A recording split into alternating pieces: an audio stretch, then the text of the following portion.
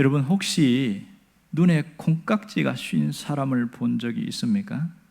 보면 흔히 멀쩡한 사람이 사랑하는 사람이 생길 때에 눈에 콩깍지가 씌었다 이런 말을 합니다. 그래서 왜 콩깍지가 씌었다고 말을 할까? 그것을 한번 물어봤더니 잘 모르는 분들이 많아요. 그래서 어떤 분은 이렇게 표현해요. 그 생콩을 쪼개면 그게 얇은 거풀이 나오는데 그것을 벗겨갖고 눈에다 붙이면 상대방에 있는 어떤 허물이나 어떤 것이 잘 안 보여 흐릿하게 보인다는 거예요. 그래서 사랑하면은 눈이 멀어가지고 상대방의 허물이나 흠이 잘 안 보이니까 콩깍지가 씌었다 이렇게 표현하는 것 같아요. 정말 그런 분들이 있습니다. 오늘 여기 본문에도 콩깍지는 아니지만 눈에 비늘이 낀 사람이 있습니다. 그 사람은 사울입니다. 사울은 예수님과 동시대에 살았지만 한 번도 예수님을 만난 적은 없어요. 그는 베냐민 지파였고 당대의 최고의 가말리알 문화생으로서 상당히 수준이 높은 학력을 갖고 있습니다.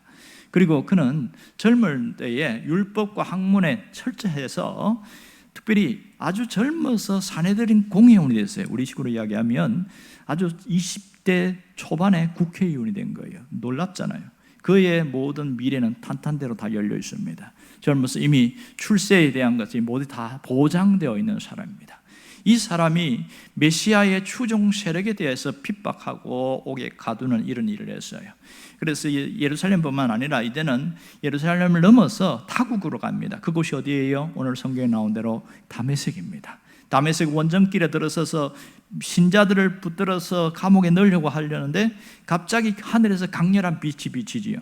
그때에 태양보다 더 강한 빛에 꼬꾸라져 가지고 주여 누구십니까? 이렇게 묻고 네가 핍박하는 예수다 이럽니다. 그 이후부터 그는 아무것도 보이지 않았어요. 다른 사람의 손에 이끌리지 않으면 앞을 한 치도 못 갈 수밖에 없는 그런 상황에서 옆에 사람의 손에 이끌려서 거기에 집가라는 그 거리를 지나서 유다의 집에 머물게 되어집니다. 놀라운 것은 주님께서 같은 지역의 다른 곳에 있는 경건한 신앙인인 아나니아에게 나타나셔서 네가 사울을 찾아서 그에게 안수하라 이런 얘기합니다. 처음에는 아나니아가 손살을 치지요. 저 죽으라고 그럽니까? 그러니까 그게 아니고 여차여차해서 네가 가야 된다 이런 얘기를 한 거예요. 정말로 가보니까 사울은 3일 동안 금식을 했는데 시력을 다 잃어버린 거예요. 그래가지고 아무것도 못 먹고 물도 못 먹고 있는 상황에서 아나니아가 안수를 하는데 오늘 성경에 특이한 내용이 나와요. 안수하면서 이 아나니아의 첫 마디가 뭔지 아세요? 형제 사울아 이런 얘기를 합니다. 여러분 불과 몇 시간 전까지도 형제 사울아 아니라 대적자였잖아요. 그런 사람을 형제 사울아 상당히 의미 있는 표현입니다. 이것은 이 사울을 대적자가 아니고 그리스도 안에서 하나의 형제로 받아들이고 수용하겠다는 겁니다. 그러고 나서 안수를 했는데 놀라운 일은 시력이 확 회복이 된 거예요. 근데 시력이 회복될 때의 과정에 특이한 주목할 단어가 나옵니다. 여러분 18절을 보면 뭐가 나옵니까? 즉시 사울의 눈에서 뭐가 떨어져요? 눈에 비늘 같은 것이 벗어져서 다시 보게 된지라 이렇게 이야기하고 있습니다. 여기서 저는 비늘 같은 것이 벗어졌다. 이게 뭘까? 상당한 의문점을 갖게 됐지요. 도대체 이 비늘은 뭘까? 헬라어 원어를 찾아보니까 진짜 살같이 생기는 그런 비늘, 껍질 이런 걸 이야기하는 거예요. 이 원어는 보면 생선 비늘과 같은 똑같은 걸 이야기하고 있는 겁니다. 신기했어요. 그럴 때 보면 그 헬라어 원어에 보면 복수형으로 되어 있어요. 비늘이 한 개가 아니라 여러 개의 비늘이 두 눈에 끼어 있다가 두둑 떨어졌다는 것을 알 수가 있습니다. 그럼 이런 의문점이 생기죠. 그 비늘이 언제부터 끼어 있었냐는 거예요. 어디서부터 비늘이 있었느냐? 사울은 왜 몰랐을까? 여러분 다메섹에서 오기 전부터 비늘이 끼어 있었습니까? 아니면 다메섹 도상에서 강렬한 빛이 비칠 때에 비늘이 끼어 있었습니까? 사실은 정확하게 모르지만 분명한 것은 그의 눈에 비늘이 끼어 있다가 아나니아의 안수를 통하여 완전히 비늘이 다 벗겨졌다는 사실을 알 수가 있습니다. 이것은 뭘 이야기합니까? 사울이 그동안 왜곡된 허상에 사로잡혀 있다가 진실된 실상을 보게 되었다. 그것을 알 수 있게 된 것이지요. 놀라운 것은 단순히 사울의 눈이 뜨여서 안 보였던 눈이 다시 보게 된 것을 이상의 의미를 갖고 있다는 걸 알아야 됩니다. 그러니까 그동안 그는 어떻게 살았다는 거예요.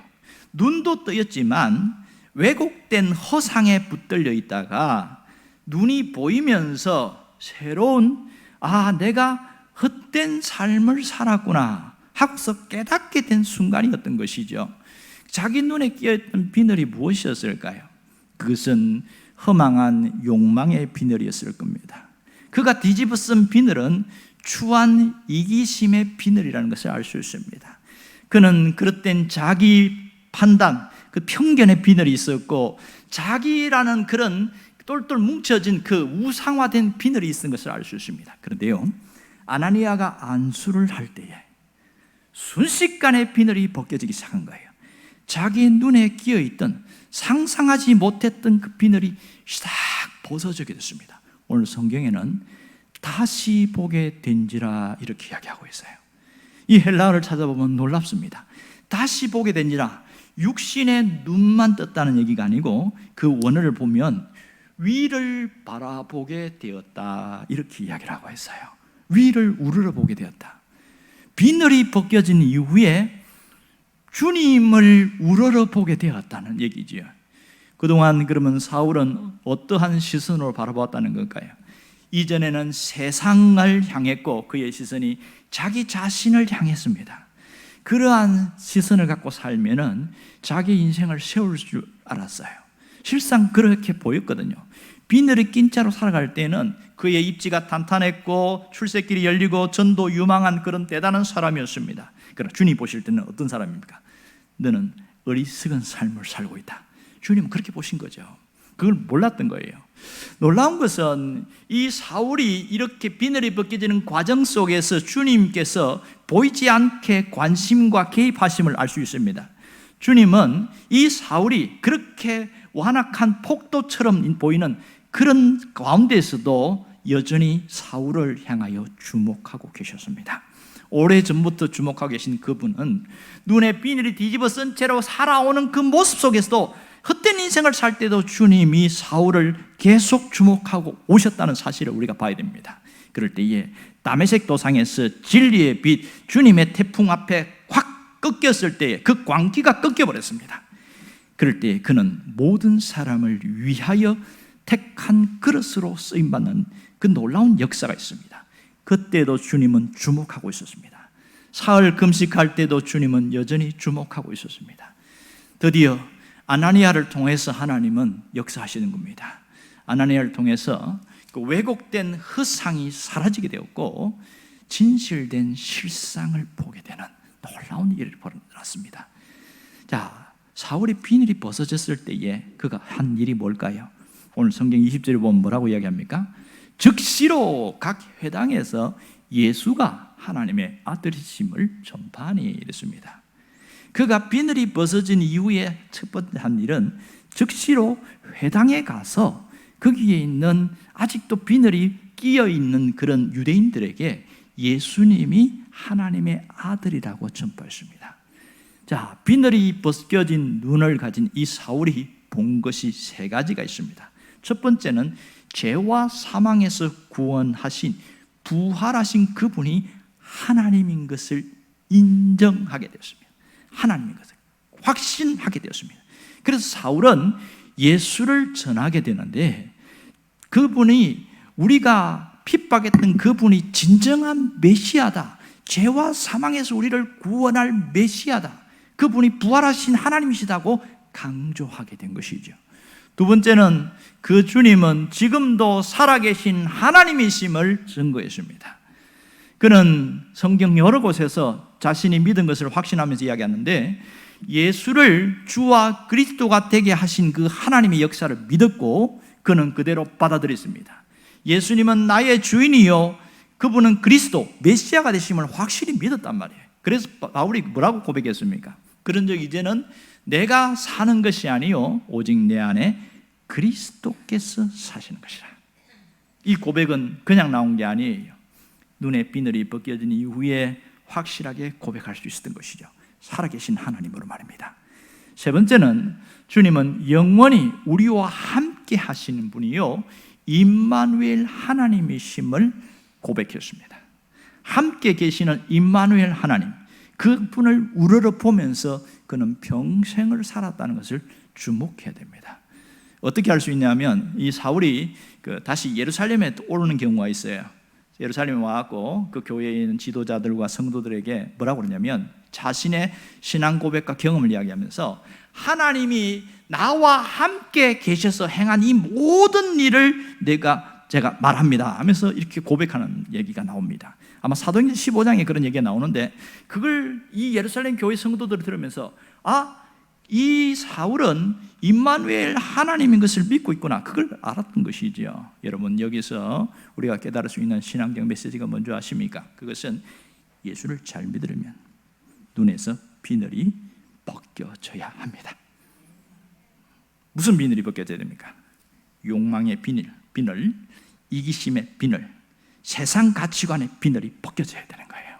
그 비늘이 벗겨지지 않은 채 살아가면 아무리 열심히 살아도, 아무리 열심히 해도 여전히 헛된 인생에서 벗어날 수가 없는 것이죠. 비늘이 벗겨진 자는 뭘 봐요? 위를 바라보게 되어 있습니다. 위를 보면서 현재를 살아가는 거예요. 그러니 그의 인생의 끝마침은 아름다움과 보람됨과 가치 있는 인생으로 끝나게 되어집니다. 여러분의 그런 인생을 살기를 바랍니다. 이제는 비늘이 벗겨진 눈으로 살아갈 수 있기를 바라요. 이제는 비늘이 벗겨진 눈으로 새로운 삶을 살아가기를 원합니다. 그럴 때에 문자 속에 있는, 성경 속에 있는 그 주님의 역사가 내 삶 속에 나타난단 말이에요. 길과 진리와 생명 되신 예수 그리스도의 역사가 삶 속에 나타납니다. 어떤 자에게? 그분을 우러러 보면서 나아가는 자에게, 우리에게 영원한 생명의 길로 가시는 그분의 역사심을 오늘 삶 속에 나타난다는 겁니다. 여러분, 어떻게 사셨어요? 우리 삶을 곰곰이 한번 돌아보면 좋겠습니다. 나는 어떤 모습으로 살았나? 혹시 비늘이 낀 채로 살아오지는 않았는가? 아니면 비늘이 벗어진 자의 모습으로 살아왔는가? 어떤 자의 모습으로 살아왔는지를 돌아볼 수 있기를 원합니다. 사람은요, 감각이라는 게 있어요. 그래서 5가지 감각이라고 해서 오감이라고 그런 거 아시죠? 눈으로 보고, 귀로 듣고, 그 다음에 손으로 만지고, 또 코로 냄새 맡고, 그리고 또 혀로 입을 맛을 보고, 이걸 5개 오감이라고 그러는데, 신앙인들에게는 새로운 감각이 하나 더 생깁니다. 그것은 영적인 감각이에요. 영적인 감각. 비늘이 쉬어 있을 때는 육 안으로 보고 육 안으로 평가합니다. 그러나 비늘이 벗겨진 사람은 영적인 감각이 생겼기 때문에 영 안으로 보고 영 안으로 평가하게 되어지는 거죠. 하지만 가끔 신자들 중에 그 비늘이 벗겨지지 않은 사람들은 육신의 정욕의 눈으로, 안목의 정욕의 눈으로, 이생의 자랑의 눈으로 모든 세상을 바라보고 세상을 평가하는 그런 안타까운 모습으로 살아가고 있습니다. 이런 사람은 믿음의 사람이라고 이야기하지 않죠. 이렇게 살아가면 늘 현상에 묶일 수밖에 없고 현재에 벌어지는 일들 속에서 내가 반응하고 끌려다니고 집착할 수밖에 없는 거예요. 문제가 생기면 고민하고 괴로워하고 밤잠 못 자고 두려워하고, 이게 현실의 모습이거든요. 하나님은 우리가 그렇게 살기를 원치 않습니다. 하나님은 우리에게 원하는 게 뭘까요? 비늘이 벗겨진 신자로서 살기를 원합니다. 비늘이 벗겨져서 위를 바라보는 신실한 신앙인이 되기를 원하는 거예요. 그렇게 살아야 내 마음이 편하고 그렇게 살아야 진짜 신앙인의 모습으로 살기 때문입니다. 여러분, 믿음으로 사는 사람들은 어떤 사람입니까? 믿음으로 사는 사람은요, 눈에 보는 것대로 따라가는 사람이 아니에요. 보는 것을 따라서 판단하지 않습니다. 믿음의 눈으로 보고 믿음으로 행하는 사람을 믿음의 사람이다, 그렇게 말합니다. 여러분이 믿음의 사람이 되기를 바랍니다. 상황이 바뀌기를 그렇게 바라기보다는 하나님이 이루어 놓은 것을 보는 눈이 열리는 사람이 믿음의 사람입니다. 누가 이것을 볼 수 있을까요?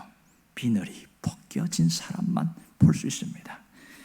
비늘이 벗겨지지 않은 사람들은요, 지금 내 상황과 처지와 현실 속에서 문제가 있는데도 문제의식이 없어요. 심각한데도 심각한 걸 몰라요. 왜? 비늘이 가려져서 나를 볼 줄을 몰라요. 그렇게 살아갑니다. 그러니 자기 욕망의 비늘에 사로잡혀 살고 자기 집착과 자기 어떤 편협한 생각에 사로잡히고 여전히 세상의 생각과 사고 속에 꽉 사로잡혀 살면서도 자기는 괜찮게 살아가고 있다고 생각하고 괜찮은 신앙인으로 보고 있다는 거예요. 그러니 자기에 대한 문제의식이 없으니까 변화도 없는 겁니다. 여전히 하나님께서 뭔가 들어주기만 원하는데 뭔가 들어주시려 하면 뭐가 바뀌어야 됩니까? 바뀌어야 되잖아요. 우리가 어떤 기도 제목으로 기도하는데 기도 제목 가운데 응답이 일어날 때에 두 가지가 꼭 필요합니다. 하나는 환경의 변화가 필요하고요. 또 하나는 사람의 변화입니다. 환경의 변화는 하나님이 하셔요. 근데 사람의 변화는 누가 해야 됩니까? 내가 해야 돼. 그런데 아이러니한 것은 하나님 환경을 바꿔주세요. 하나님 이 문제가 해결되게 해주세요. 그렇게 기도를 하면서 자기 자신을 바꾸려고 하지 않습니다. 그래서 응답이 더딘 경우가 굉장히 많습니다. 그래서 응답이 더디면 하나님 원망하는 거예요. 하나님은 뭘 원할까요? 너 자신을 좀 바꿔놔야 되지 않겠니? 생각해 보세요. 아이들이 뭘 좀 달라고 해요. 그러면서 아무것도 없이 그냥 손에다가 주면은 이걸 딱 들고 집에 갈 수 있겠어요? 하다못해 그릇이라도 가져와야 뭘 주면 담아가지고 집에 가져가지. 신자들이 꼭 이렇게 살아가는 사람이 많습니다. 준비된 그릇 없이 뭔가를 무조건 달라고 하니까 하나님도 답답할 수밖에 해요. 그러므로 우리 눈에 비늘이 벗겨져야 그것을 볼 수 있는 거예요. 아, 내가 기도가 방향이 잘못됐구나. 여러분이 온전히 달라지기를 원합니다. 여러분 그거 아세요? 눈에 비늘이 벗겨진 것은 놀라운 은혜입니다. 눈이 열리는 것은요 은혜예요. 다른 세계가 보이는 것은 큰 은혜입니다. 왜요? 남들이 보지 못하는 것을 내가 볼 수 있기 때문에. 이거는 특별한 은혜라고 할 수 있습니다. 영안이 열린다고 그러니까 그것을 못 본 사람들은 정말 답답해합니다. 자 보세요. 신령한 것, 영적인 것, 이것은 눈에 보입니까 안 보입니까? 육안으로 절대로 볼 수가 없어요. 그러나 영적 세계는 확실히 있단 말이에요. 그걸 못 보니까 영안이 어디 있냐? 맨날 이런 소리만 하는 거예요. 이런 사람을 뭐라고 그러냐면 우물 안에 개구리 같다 이렇게 이야기합니다. 가끔 그런 얘기 하잖아요. 우물 안에 개구리. 무슨 뜻입니까? 우물 안에 개구리는 그 우물 안이 우주 전체인 것으로 착각한다는 거예요. 자신의 세계 속에 갇혀 있다는 거죠. 이 사람들 특징은요 고집이 세다 이렇게 말합니다. 중국 속담에 그런 얘기 있는 거 아시죠? 물이 무엇인지 알기를 원하는 자들은 물고기에게 절대로 묻지 마라 그럽니다. 물고기에게 물이 무엇인지 물어보면 뭐라고 대답하겠어요? 자기 객관화가 되지 않기 때문에 자기가 느끼는 대로 전부라고 생각한다는 거죠. 이 사울은요 그가 여러 교회를 개척하는데 그 중에 에베소 교회를 개척하고 나서 이런 에베소서 1장에 이런 얘기를 합니다. 주여 마음의 눈을 밝혀 열어주세요. 밝히 열어주세요. 이 에베소 교회 성도들 중에서 이 자기 이전처럼 비늘이 끼어갖고 눈이 열리지 않아서 여전히 죄 가운데 살고 죄 때문에 눈이 어두워서 분별력이 없고 판단력 없이 살아가는 사람이 너무 많은 걸 안타까워하면서 주님 저들의 눈을 밝히 열어주시옵소서 이렇게 하는 거예요. 자신처럼 눈이 열린 자로 살아가게 해달라는 거죠. 정말로 에베소 교회가 변화된 모습들은 그런 것 때문인 줄 압니다. 하나님은 우리의 영안을 열어주기를 원하십니다. 하나님은 우리의 잘못된 비늘이 싹 벗겨지기를 원하고 계셔요. 그래서 누구든지 요청하고 바라는 자들에게는 그대로 역사한다는 사실입니다. 믿습니까? 하나님의 역사가 있습니다. 이 사울이 비늘이 벗겨졌을 때에 새로워진 게 있는데 뭔지 아세요? 하나님에 대한 시각과 하나님에 대한 시선이 확 달라져 버렸습니다. 바울이 비늘이 벗겨진 이후에 바라본 하나님은 어떤 하나님이냐? 그분은 나와 함께 하시는 내 곁에 계시는 하나님인 것을 인식하고 살았어요. 바른 신앙은요 하나님의 존재를 얼마나 인식하고 살아가느냐 거기서부터 시작되어집니다.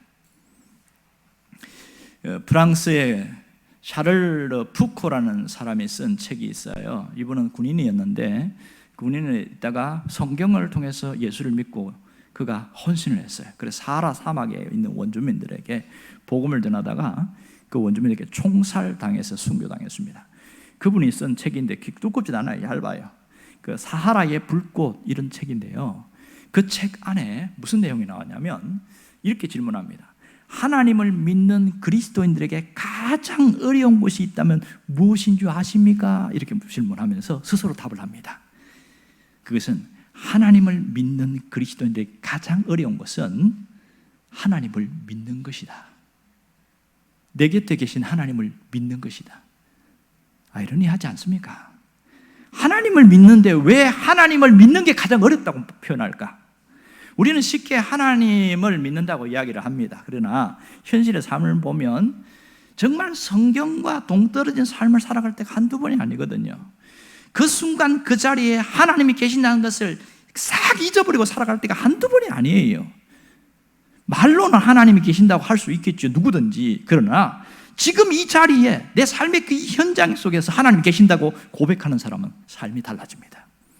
모든 경건은 내 곁에 계신 하나님을 인식하고 그 하나님께 집중할 때에 시작되어집니다. 여러분, 가인이 동생을 죽일 때에 하나님을 알았어요? 몰랐어요? 그는 똑같이 가인도 아벨도 제사 드릴 때 하나님을 의식하고 그렇게 제사 드렸잖아요. 그런데요, 정작 들판에 있는 동생을 돌로 쳐 죽일 때는 하나님을 인식하지 않았습니다.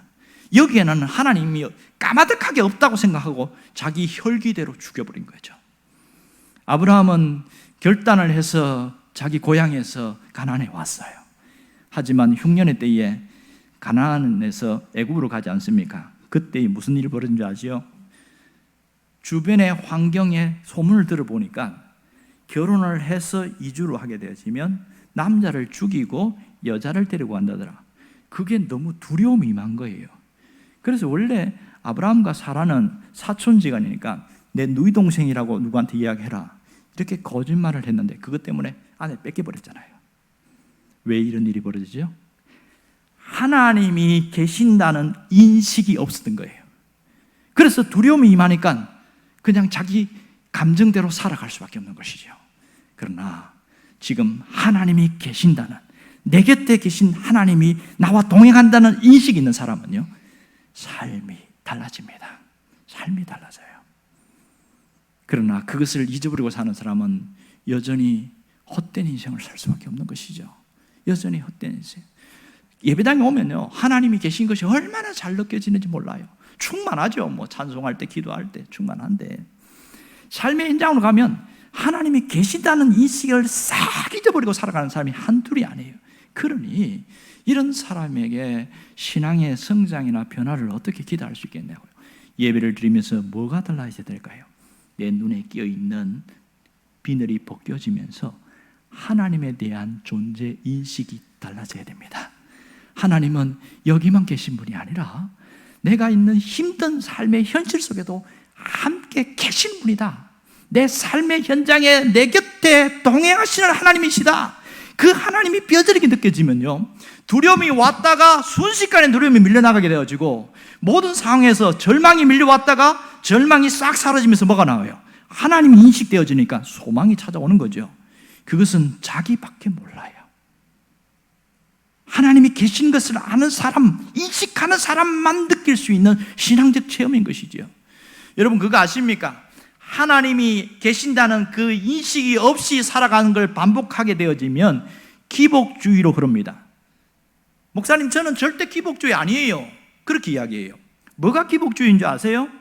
내가 필요할 때 부르는 신을 기복주의라고 합니다.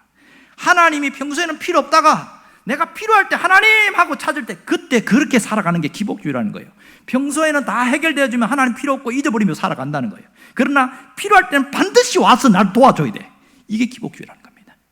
말은 기복주의가 아니라고 하지만 살아가는 모습 속에서는 기복주의가 배어 있다는 거예요. 그러나 그것을 깨트린 사람들은요, 달라지는 거죠. 하나님이 내 곁에 계신 하나님을 인식하고 사니까 달라질 수밖에 없는 거죠. 사울이 비늘이 벗겨진 다음에 두 번째 느낀 하나님의 인식이 뭔지 아세요? 전능하신 하나님이에요. 전능하신 하나님. 우리가 너무나 잘 알고 있는 그 전능하신 하나님에 대한 인식이 그 평생을 따라다녔습니다. 여러분 그거 아세요? 아는 것과 믿는 것은 다릅니다. 전능하신 하나님을 아는 것인지 믿는 것인지 평소에는 잘 몰라요. 언제 합니까? 위기의 상황에서 알게 되어집니다. 바울이 로마로 압송되어 갈 때에 유라굴라 광풍을 만나죠. 유라굴라 광풍을 만났을 때 보세요. 배가 파선 직전에 있으니까 모든 화물이 돈입니다. 다 버렸어요. 그런데도 강력한 태풍에 휩쓸려 가다 보니까 사흘 동안 캄캄한데 이것이 사흘이 아니라 14일간 가는 거예요. 모두가 죽었다, 끝났다. 막 배가 뒤집히니까 막 토하고 잠 못 자고 그렇게 절망에 빠져 있는 그때에 사울은 어땠을까요? 사울도 똑같이 겪었지만 다른 것은 그거였어요. 전능하신 하나님. 그래서 그가 기도했고 주님이 그에게 음성으로 응답하십니다. 사울아, 걱정하지 마라. 너는 가이사 앞에 서야 하겠고 이 배에 있는 어떤 사람들도 해가 없으리라. 그걸 받았단 말이에요. 그리고 나서 당당히 일어서서 그 백부장과 제수들 앞에서 가감하게 이야기합니다. 여러분 부영들이여 들어보세요. 하나님이 어젯밤에 내게 말씀하셨는데 어떤 사람도 죽지 않을 것이고 손실도 없을 것이지만 단지 배만 파손될 겁니다. 여러분 안심하십시오 이렇게 말합니다. 그런데 죄수 바울이 이야기하는 것을 믿을 수 있을까요? 어쩔 수 없는 상황에서 바울의 말을 들을 수밖에 없지요. 놀라운 것은요, 그는 전능하신 하나님을 믿었단 말이에요. 이 상황 속에서도 전능하신 하나님을 믿었기 때문에 나를 끝까지 책임지시기에 여기서 죽지 않는다. 그 전능하신 하나님은 현장에서 믿어지는 거거든요. 의심 없이 믿은 그 바울 한 사람의 믿음 때문에 276명이 거기서 건짐을 받았고 한 명도 죽지 않았다는 놀라운 사실입니다. 여러분 전능하신 하나님은 예배당에서 믿는 게 아니에요. 삶의 현장에서 믿음이 나타나야 되고 사람들 사이에서 내가 전능하신 하나님을 믿는 게 드러날 수 있어야 된단 말입니다. 그 전능하신 하나님을 믿기 때문에 내게 역사하실 하나님, 나를 통해서 뭔가 이루실 그 하나님을 붙들고 살아가게 되지니까 어려움은 있어도 문제는 있어도 결코 망하지 않는다. 그 믿음이 자기가 있는 거죠. 그 믿음이 어디서 왔어요? 바울이 가진 전능하신 하나님에 대한 믿음을 자기가 삶의 현장에서 고백하는 거 아니겠어요? 그래서 나는 주님을 위한 도구로, 주님을 위한 그릇으로 나는 살아간다. 이런 사람에게 두려움이 있겠어요? 이런 사람들이 밤잠 못 자면서 고민하고 절망하고 있을까요? 절대로 그렇지 않습니다. 눈앞에 현실을 보면 겁나죠. 두려움이 있지요. 야, 이렇게 무너지면 어떻게 하나? 그거는 본능적으로 다 느끼는 거예요. 그러나 전능하신 하나님을 믿으면 뭐가 사라집니까? 두려움이 싹 사라집니다. 어두움이 거두어집니다. 우리 삶의 담대함과 자신감과 확신이 강하게 생깁니다. 여러분이 이 전능하신 하나님을 믿는다면 이제는 두려움을 벗어나 담대함으로 나아갈 수 있기를 바랍니다. 당당하게 걸어 나갈 수 있기를 바랍니다. 믿음의 눈 영안이 열린 사람은요, 눈앞에 있는 어려움과 환경 속에서 두려워하지 않아요. 두려움은 몰려오겠지요. 그렇지만 그걸 밀어내버리고 하나님이 주시는 강함과 담대함을 갖고 살아가게 되어집니다. 여러분은 문제의 현실 앞에서 무엇이 보입니까? 상황만 보입니까? 상황 너머에 역사하실 하나님이 보입니까? 환경만 보입니까? 환경 넘어서에서 준비하고 계신 하나님이 보입니까? 도대체 무엇을 보고 살아가느냐고요. 내가 무엇을 보느냐에 따라서 나의 삶의 출발점은 달라지게 되어 있어요. 우리는 보아야 할 것을 보지 못하고 하나님이 보여주는 것을 보지 못하면 두려움이 확 임합니다. 여러분은 보아야 할 그것을 볼 수 있기를 원합니다. 하나님이 보여주실 것을 보면서 살아가기를 바랍니다. 우리의 기도는 주여 내 눈을 열어 주옵소서. 그 기도할 때에 순간순간마다 눈이 열리게 되어질 겁니다. 여러분 보이지 않는 그 하나님의 역사를 보는 것처럼 믿고 살아가시기를 주의 이름으로 축원합니다.